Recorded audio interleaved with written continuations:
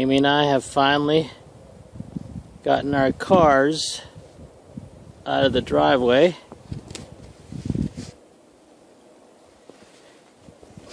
We were busy. You can kind of see the whole thing moved. And if you believe that, you'll believe anything.